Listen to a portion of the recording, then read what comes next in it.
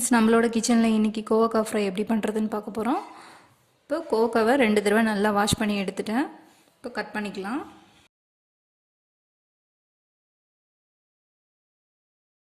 இப்போ கோவக்காய் எல்லாத்தையுமே இது மாதிரி நீல வாக்குல எல்லாமே கட் பண்ணி எடுத்துட்டேன்.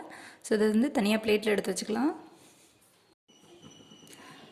இப்போ கோவக்காய் வந்து ஃப்ரை பண்றதுக்கு உளுத்தம் பருப்பு 1 டேபிள்ஸ்பூன் போட்டுக்கிறேன். கடலை பருப்பு வந்து 1 டேபிள்ஸ்பூன் போட்டுருக்கேன். உளுத்தம் பருப்பும் கடலை பருப்பும் கொஞ்சம் வறுபட்டுருச்சு. இப்போ வரமிளகாய் காரத்துக்கு ஏற்ற மாதிரி சேர்த்துக்கலாம். நான் ஒரு 7 மிளகாய் வத்தல் போட்டிருக்கேன். இது கூட ஜீரகம் ஒரு 1/4 டீஸ்பூன் சேர்த்துக்கோங்க. இப்போ இது கூடவே தேங்காய் வந்து ஒரு 2 டேபிள்ஸ்பூன் துருவின தேங்காய் போட்டுக்கோங்க. இப்போ எல்லாமே நல்லா வறுபட்டுருச்சு. இதை தனியாக ஒரு பிளேட்டில் ஆற வச்சு ஒரு ஜாரில் போட்டு கொரகொரன்னு இடித்து வச்சுக்கலாம். இப்போ அதே கடாயில் எண்ணெய் 2 டேபிள்ஸ்பூன் போட்டிருக்கேன். கடுகு 1/4 டீஸ்பூன் போட்டுக்கோங்க தாளிக்கிறதுக்காக. கட் பண்ணி வச்சுக்க கோவக்காய் இது கூட சேர்த்துக்கோங்க.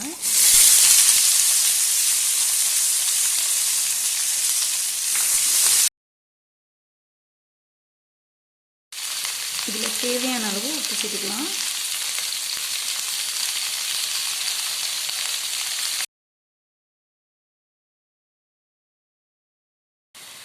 சிம்மில் வச்சு மூடி போட்டு வேக வச்சிடலாம்.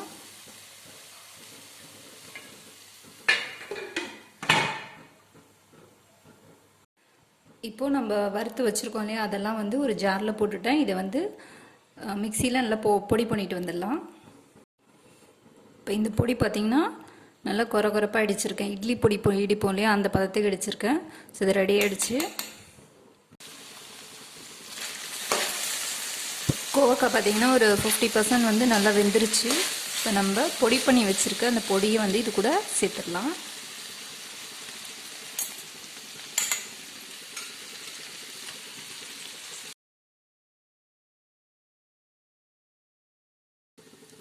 மறுபடியும் மூடி போட்டு ஒரு 5 நிமிஷம் வச்சிடலாம். சூப்பராக கமகமான கோவக்காய் ஃப்ரை வந்து நம்மளோட கிச்சனில் ரெடி ஆகிடுச்சு.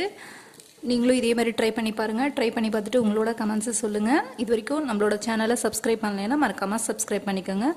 Thank you friends.